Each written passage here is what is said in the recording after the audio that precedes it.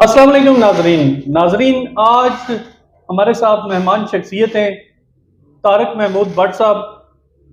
ناظرین سٹی مسلم کانفرنس کے صدر بھی ہیں, بڑی اچھی شخصیت ہیں, بے شمار نالج کے مالک ہیں. تو آج ان کو اپنے پروگرام میں مدعو کرنے کا مطلب یہ تھا کہ بھمبر کی تاریخ کے بارے میں, جو کہ آپ بھی جانتے ہیں کہ بھمبر ایک ہسٹوریکل شہر ہے, تو اس پہ ہم کچھ ان سے جانیں گے. السلام علیکم بٹ صاحب. وعلیکم السلام سر ورحمۃ جی, اللہ. ہماری جو آنے والی ابھی جو ہم جنریشن ہے, بے شمار گیپس ہیں, بے شمار ایسی چیزیں جو ہم کتب میں نہیں پڑھ سکتے, بے شمار ایسی چیزیں جو سینہ بہ سینہ ہمارے پاس پہنچی ہیں لیکن وہ اپنی اصل شکل میں نہیں پہنچی. تو بھمبر ایک تاریخی شہر ہے, اس کے بارے میں آپ ہمارے ناظرین کو بتائیں. بسم اللہ الرحمن الرحیم. ارون صاحب, سب سے پہلے تو آپ کا بہت شکریہ, آپ کی محبت کا شکریہ, آپ نے اس قابل سمجھا. اور مجھے سب سے بڑی خوشی یہ ہے کہ آپ نے ہمیشہ بھمبر کی تاریخ میں بہت دلچسپی لی ہے اور کوشش کی ہے کہ بھمبر کے بارے میں جتنی حقائق ہو سکے سامنے لائے جائے. جی, اصل حقیقت بھی ہے, تاریخیں تو بہت لوگوں نے لکھی ہیں, لیکن میں نے دیکھا ان میں کہ بہت سارے لوگ اپنے اپنے مقاصد کی طرف لے جاتے ہیں. کوئی برادری کی طرف لے جاتا ہے, کوئی اپنے علاقے کی طرف لے جاتا ہے. آج آپ کو میں نئی بات بتاؤں کہ بھمبر کبھی بھی کشمیر کا حصہ نہیں تھا. Bhimber is not part of Kashmir. کیا کہہ رہے ہیں بٹ صاحب جناب, یہ بہت بڑی بات ہے.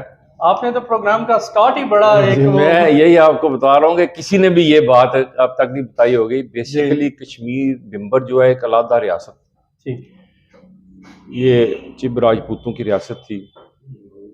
اس میں جو آخری بادشاہ ہوئے ہیں, پہلے تو جو اس کے والی تھے یا بادشاہ کہیں, وہ تھے راجہ سلطان خان.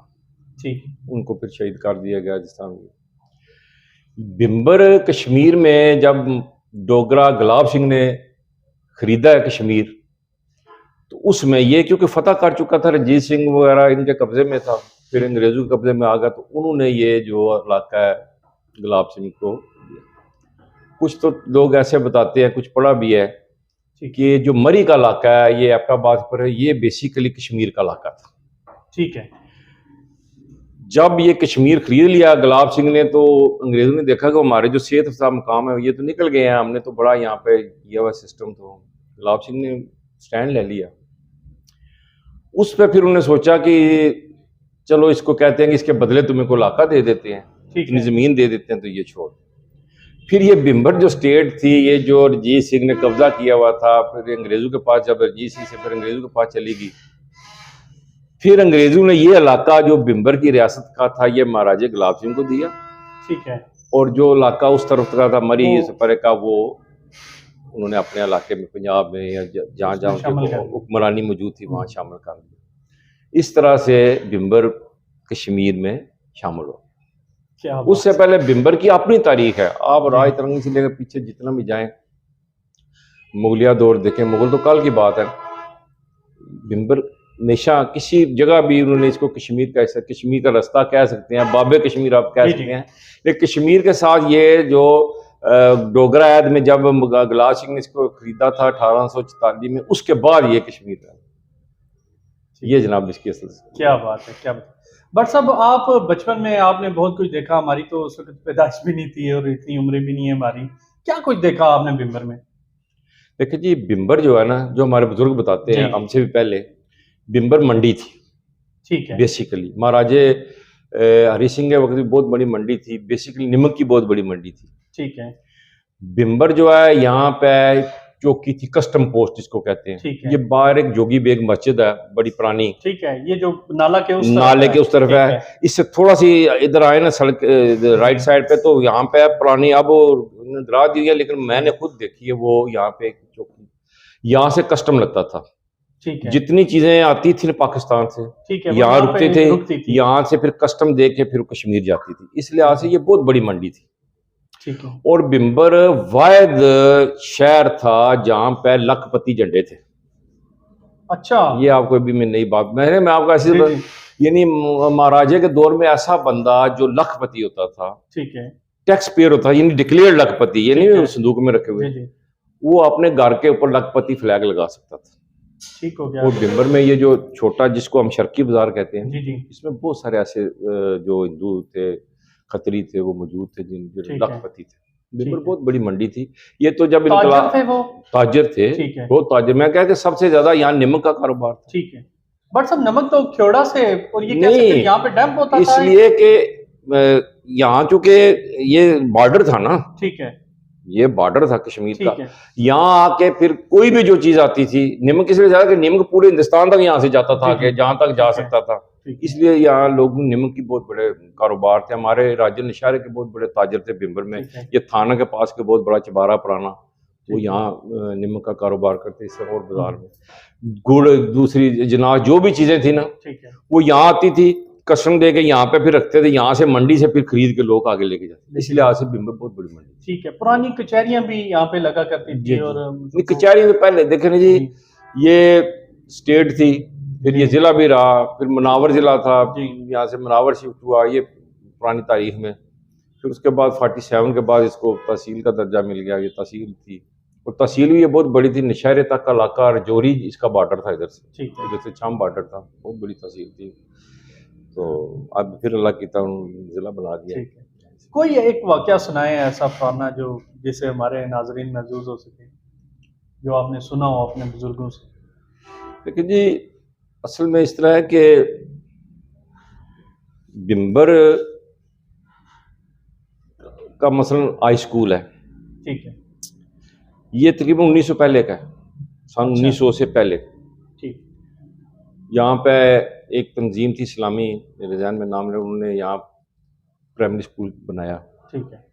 پھر اس کے بعد مہاراجے کی جو مسز تھی نا, وہ آئی, انہیں دیکھا, وہ بڑا خوش, پسند آیا علاقہ, لوگ اچھے, مارکیٹ بہت بڑی تھی یہاں. پھر انہوں نے اس کو ہائی اسکول کا درجہ دے دیا. ٹھیک ہے. پہلے مڈل بنایا, پھر ہائی اسکول. یہ تقریباً میرے خیال میں آپ اس کو کہہ لیں کہ 100 سال پرانا ہائی اسکول. ٹھیک. 100 سال تقریباً 100 سے تھوڑا کم ہی ہوگا, لیکن 100 کے راؤنڈ اباؤٹ ہے. اس طرح بمبر میں پھر ہاسپٹل انہوں نے بنایا بہت پہلے. اچھا. ہاں, بمبر یہ جو ہمارا سول ہاسپٹل ہے نا, 1947 سے پہلے کا ہے. اچھا اچھا, ٹھیک ہے. بمبر میں بہت سی ایسی چیزیں تھیں جو یادگار تھی, تاریخی تھی. یہ مغل سرائے جو ہے, جی جی, یہ تو اب وہ کھیڑ گیر نے ستیہ ناش کر دیا. بہت بڑی سرائے تھی, میں نے خود دیکھی ہے. اس میں تہ خانے تھے بڑے بڑے, نیچے میں خود نیچے تک جا کے دیکھا. یعنی جتنا پورا زمین سے 3-4 اتنی نیچے تک تھی, وہاں انہوں نے اپنی سیفٹی وغیرہ رکھی تھی. بمبر بیسیکلی بہت بڑی تاریخی چیز ہے, ایک تاریخ ہے. لیکن یہ ہے کہ اس کے ساتھ تاریخ میں اس کے ساتھ انصاف نہیں کوئی بھی کر رہا. لکھتے ہیں تو بمبر سے آگے پیچھے ڈنڈی مار کے آگے پیچھے چلے جاتے ہیں. ٹھیک ہے. تو انشاءاللہ کبھی پھر موقع ملا. بٹ صاحب آپ ماشاءاللہ ایک علمی ادبی شخصیت ہونے کے ساتھ ساتھ آپ سیاسی سماجی شخصیت بھی ہیں, تو کیا کبھی آپ نے گورنمنٹ کو یا جو ہمارے ادھر انتظامیہ ہیں ان کو کبھی اس طرف آپ نے ان کی توجہ مبذول نہیں کروائی کہ آپ اس کے لیے کچھ کام کریں؟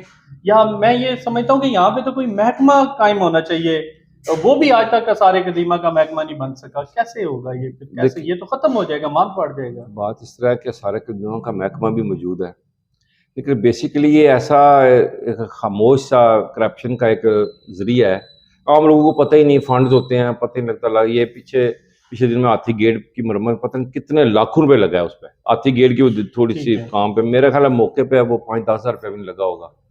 محکمہ میں موجود ہے. بیسیکلی بمبر ترقی نہ کرنے کی بڑی وجہ یہ ہے کہ یہاں پہ سیاست کو, جس طرح لوگ دعویٰ کرتے ہیں پاکستان میں سیاستدان نہیں پیدا ہونے دیے جا رہے. ٹھیک ہے, کوئی سیاستدان. جی جی. اس کے بعد دوسری مثال آپ صرف آزاد شمیر میں پاکستان بمبر کے لیے, یہاں کسی کو سیاستدان بننے نہیں جا رہے. مخصوص لوگ ہیں, مخصوص کنبے ہیں, مطلب برادری نہیں, کنبے. برادری میں تو بہت سارے لوگ ہیں, وہ کنبے برادری میں سے بھی کسی کو آگے نہیں آنے دے رہے. اور یہی وجہ یہاں کی نہ ترقی ہو سکتی ہے, نہ آپ کی کوئی بات سن سکتا ہے, نہ جو باتیں سنانے والے ہیں وہ آپس میں انہوں نے ٹائی اپ کیا ہوا ہے, ان کا آپس میں سارے معاملات. اس تنگ نظری کا کیا توڑ ہو سکتا ہے؟ اس کا بیسک جو بڑے لوگ سیانے کہتے ہیں, ہمارے بزرگ کہتے تھے, میرے والد صاحب یہ کہتے تھے کہ تعلیم عام ہوگی تو یہ تنگ نظری ختم ہوگی. یہاں تو تعلیم بھی ہو گئی ہے, ادارے بھی موجود ہوں گے, لیکن تنگ نظری بمبر سے نہیں جا رہی. یہ اسٹیٹس کو توڑنا پڑے گا. جب اسٹیٹس کو ٹوٹے گا اس کے بعد دیکھیں کہ بمبر ترقی کرے گا. بٹ صاحب آپ اس پہ کوئی کام کریں, کوئی تنظیم سازی کریں, یا کچھ ایسا جو لوگ ہیں, باشعور لوگ ہیں, ان کو اپنے ساتھ ملائیں. آپ کو جی سچی بات ہم تو بہت کرتے ہیں. میرے ساتھ میرے دوست اشفاق صاحب ہیں, جی, ہمارا سارا دن کام یہ ہوتا ہے جتنا کا ہم حصہ ڈال سکتے اتنا ڈالتے ہیں، لیکن یہاں پہ بڑی محنت کی ضرورت ہے، بڑی محنت کی ضرورت ہے، اور انشاءاللہ تعالیٰ میرے اللہ کے گھر میں امید ہے کہ ایک وقت ضرور آئے گا کہ یہ اسٹیٹس کو ٹوٹے گا، اور جب تک رائے صاحب میری بات یہ اسٹیٹس نہیں ٹوٹتا، یہ اسٹیٹس کو جس کو ہم کہہ رہے ہیں، اس وقت بمبر کی ترقی بھول جائے. یعنی اگر آپ تاریخ پڑھیں نا، آپ توزہ کے جہانگیری پڑھیں، اکبر نامہ پڑھیں، اس کے بعد کی تاریخ پڑھیں، خلاصہ تاریخ بہت بڑی تاریخ ہے، عام لوگوں نے پڑھی، اس میں پوری شروع سے آخر تک تاریخ کا خلاصہ دیا گیا، اس میں بھی بمبر کا ذکر ہے، میں نے خود پڑھا ہے. ٹھیک ہے. اتنا تاریخی شہر ہونے کے بجائے بالکل یعنی پسماندہ ہو کے بیٹھا ہوا ہے، کوئی اس کی توجہ نہیں، نظر نہیں ہے. جو لوگ بھی اہل اقتدار ہیں، اقتدار میں آتے ہیں، ان کے اپنے ایک مقصد ہیں، مقاصد ہیں. ایک بمبر کی بات کس لیے ہے پتہ نہیں، دوسرے علاقوں میں کوئی یہ شمولتوں کی ایک ایسی یہاں جناب منڈی لگتی ہے، یہ ایک بڑی بہترین سویٹ ڈش ہے سب کے لیے. تو بمبر میں سیاست میں آنے کا میرا خیال ہے زیادہ مقصد بمبر کی بہتری یا لوگوں کی بہتری یا کشمیر کی بہتری ہوتا ہے کہ شاملاتوں پہ کیسے کرنا ہے. ٹھیک ہے. بلکہ میں تو یہاں تک کہوں گا شاید رہا ہے کہ جو لوگ بھی سیاست میں آتے ہیں نا، پہلے نظریہ لے کے آتے ہیں کہ اگر میں بن گیا تو فلاں فلاں فلاں فلاں جو شاملات ہے وہ کرنی ہے، کور اس کو ایسے دیکھی ہوتی ہے. اس لیے بمبر کی ترقی نہ ہونے کی وجہ، بمبر کی پراپر تشہیر نہ ہونے کی وجہ، بمبر کو اپنا اصل مقام نہ ملنے کی وجہ جو ہے نا، وہ یہ ہے کہ یہاں کی سیاست جو ہے وہ. بٹ صاحب میں نا آج جمعہ کی نماز میں نے دیکھا کہ بائکرز جو ہیں، بائکرز حضرات، وہ پاکستان سے ٹریول کر کے خصوصاً ہماری جو ویلی ہے، عثمانی ویلی، اس کی طرف رخ کر رہے تھے. تو میرے ذہن میں ایک سوال آیا کہ کیا انتظامیہ کو یہ نہیں چاہیے تھا کہ انہیں پراپر ویلکم کرتے، ان کے لیے کھانے کا ارینج تو میں کہتا ہوں کہ نہ کریں، ایک چائے کی حد تک انہیں پروٹوکول دیا جائے یا انہیں ویلکم کر دے صرف. تو میں سمجھتا ہوں کہ ان لوگوں کے لیے ہمارا جو ہے وہ ایک اچھا تاثر جانا تھا. اور بلکہ یہ جو ٹریولر ہوتے ہیں یا مثلا یہ جو بائکر حضرات ہوتے ہیں، انہوں نے تو پورے ملک کے کونے کونے میں جانا ہوتا ہے. دیکھیں جی، بہت ضروری ہے یہ، چلو کھانا چاہے تو نہیں، لیکن کم سے کم پراپر طریقے سے ویلکم اینڈ گائیڈ. جی. یعنی جہاں سے بھی ہمارے حدود میں داخل ہوتے ہیں بمبر کی، وہاں پہ سینٹر چھوٹے چھوٹے بنا دیں، 2 کمروں کا، وہاں پہ ان کو ویلکم کیا، ان کو گائیڈ کیا جائے، ان سے پوچھا جائے کہ آپ کس سائڈ پہ جانا ہے، ان کو رہنمائی کی جائے، وہاں آپ کو کھانا ایسے ملے گا، ایسے ہوگا، وہاں رکنا ہے، وہاں جانا ہے. وہاں جن کو نہیں پتا ان کو بتایا جائے کہ یہ سیاحتی مقام ہے، تھوڑے تھوڑے لٹریچر بنایا جائے. جی. کھانا وانا چلو بڑی بات ہے، آن بورڈ ہو جائے. میں کہتا ہوں کہ کچھ بھی نہ کرنے کے باوجود بھی اتنا ٹرینڈ بن چکا ہے، اگر تھوڑا بہت کچھ کر دیا جائے، یہ گجرانوالا، سیالکوٹ اور گجرات اور یہ علاقے والے جو ہے مری شری بھول جائیں گے. جی بالکل ایسا ہی ہے، کیونکہ انتہائی ایزی اپروچ ہے. کوئی اور ایسا سیاحتی مقام نہیں جہاں موٹر سائیکل پہ آرام سے جائے، یہاں تو سٹی 70 پہ بھی آرام سے جا کے اور پرامن ہے، 14 کلومیٹر کے فاصلے پہ ہم موجود ہیں یہاں پہ بیٹھے ہیں. اس لیے یہ تو ان کو کرنا چاہیے. میں وہی کہہ رہا ہوں کہ جب تک سیاسی تبدیلی نہیں آئے گی، سیاسی شعور نہ یہاں پہ آئے گا، کوئی بندہ کام کرنے. میں چھوٹی سی بات بتاؤں کہ سب سے بڑی خوشی کی بات ہے کہ بمبر کے ابھی اپنے پرائم منسٹر ہیں، واٹس ایور، کسی کی جماعت کوئی بھی ہے، پارٹی کوئی بھی، برادری کوئی بھی، لیکن ہمارے لیے آزاد کا مقام ہے نا. جی بالکل. تو انہیں اون کرنا چاہیے. میں نے دیکھا کہ یہاں بھی کچھ لوگ آؤٹ آف دی وے مخالفت کرتے ہیں. مخالفت ضرور کرنی چاہیے، میری جماعت محترم کا، لیکن اگر ان کی حوصلہ افزائی کی جائے، ان کو گائیڈ کیا جائے، پھر وہ بندہ اگر کام نہ کرے، مثلا آپ ایک اس کو اچھا آئیڈیا دیتے ہیں وزیر اعظم کو، جناب یہ کریں، اگر وہ نہیں کرتا اچھا سمجھ کے بھی، پھر تو واقعی قصوروار. لیکن بجائے اس کے ہم اس کو کچھ بتائے بھی نہ، کچھ کرے بھی نہ. میرا خیال ہے کہ یہ بھی واحد بمبر ہی ہے، بمبر ہی ایک ایسا مثال ہے پورے آزاد کشمیر میں، کہاں بھی جہاں بھی جس ضلع کو اقتدار ملتا ہے، وہ لوگ ملاس القوم ہو کے اس کے ہاتھ مضبوط کرتے ہیں کہ ہمارے علاقے کو کچھ ملے. تو یہاں یہ بھی بدقسمتی، اب بمبر کا ہمارا وزیر اعظم ہے، صدر بھی ہمارا بمبر ہے، امیر پر بمبر یہ کی تھا پہلے. اصل میں بٹ صاحب میں یہ سمجھتا ہوں کہ جہاں پہ ایک بڑا عہدہ بمبر میں آیا، لوگوں کی توقعات بھی بڑی ہو گئی ہیں. اور میں اپنے پلیٹ فارم کے توسط سے یہ دعا گو بھی ہوں کہ اللہ کرے کہ کچھ کام بھی اس لیول کے ہو جائیں، پایہ تکمیل تک پہنچ جائیں، کہ ایک نام تو زندہ رہتے ہیں. جی بالکل. عہدے تو آنے جانے والی چیزیں ہیں، نام تو زندہ رہتے ہیں. آج بے شمار بڑے بڑے نام جو ہیں وہ خاک میں مل گئے ہیں، لیکن ان کے کام جو ہیں وہ زندہ ہیں. ہمیشہ نام کام سے زندہ رہتا ہے. جی نام جو ہے کام سے زندہ رہتا ہے. اصل میں بات یہ ہے کہ موقع تو دینا چاہیے نا. جی کم سے کم جب 1 سال گزر جائے نا پھر ہم تنقید کر، ہمارا حق بنتا ہے کہ تنقید کریں، جناب آپ نے کیا کیا اس سال میں. 1 سال تو ویسے بھی وہ ہنی مون پیریڈ جو ہے وہ تو ہوتا ہے نا. تو یہ ہے کہ یہاں پہ میرا خیال ہے بجائے اس کے کہ اس کی رہنمائی کی جائے، پرائم منسٹر کو کہا جائے جناب یہ چیز ہے، ٹانگیں کھینچی جا رہی ہیں مختلف ذرائع سے مختلف طریقے سے. مجھے تو یہ ذاتی تو یہ بات پسند نہیں آئی. تو اللہ کرے کہ وزیر اعظم صاحب کو موقع ملے اور کام بھی کریں.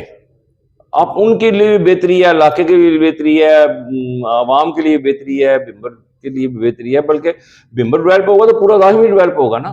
دیکھیں آج اگر یونیورسٹی بنا رہے بھمبر میں تو پورے زاہمیر کے بچے آگے داخل ہو سکیں گے. اس میں تو کوئی نہیں، صرف یہ کہ بھمبر جو ہے اس کو پسماندہ تھا، اس کو بھی ایک حصہ مل گیا. باقی ہر جگہ کسی جگہ میڈیکل کالج ہے، کسی یونیورسٹی ہے، کسی کچھ ہے، یہ خالی تھا تو دے دیے. اس طرح ہے کہ کام ہو تو سارے کو فائدہ ہوگا اس کا. بٹ صاحب آخری سوال میرا، آپ اپنی جماعت کے حوالے سے بتا دیں کہ آنے والے دنوں میں آپ مسلم کانفرنس کو کہاں دیکھ رہے ہیں؟ دیکھیں جی، جماعتیں اقتدار کے لیے ہوتی، خاص کر جو ہماری جماعتیں ہیں یہ ایک ہم جہاد کی پوزیشن میں ہیں. ٹھیک ہے. ہمارا جو اصل مطمع نظر ہے وہ ہے آزادی کشمیر. اس کے لیے اگر کوئی جماعت تھوڑا زیادہ جتنا میں کاری ہو مسلم کانفرنس ہی ہے. آج آپ مسلم کانفرنس مائنس کر لینا، باقی دیکھ لیں کہ کون سی جماعت ہے جو اس نظریے پہ ہے کہ کشمیر کو آزاد کرانا اور پاکستان بنانا ہے. تو اس لحاظ سے انشاءاللہ کام ہو رہا ہے. تو ہمیں کوئی اقتدار کی اتنی لالچ بھی نہیں، بس بھی نہیں، اقتدار کی ضرورت نہیں. ہماری ضرورت یہی ہے کہ کشمیر آزاد ہو. بہت شکریہ بٹ صاحب آپ کا، آپ نے قیمتی وقت دیا. تھینک یو ویری مچ جی. جی ناظرین آپ نے بٹ صاحب کی قیمتی باتیں سنی. انشاءاللہ اس طرح کے سیشن جو ہیں وہ آپ کی آگاہی کے لیے ہوتے رہیں گے. اپنے میزبان کو اگلے پروگرام تک اجازت دیجیے گا. اللہ حافظ.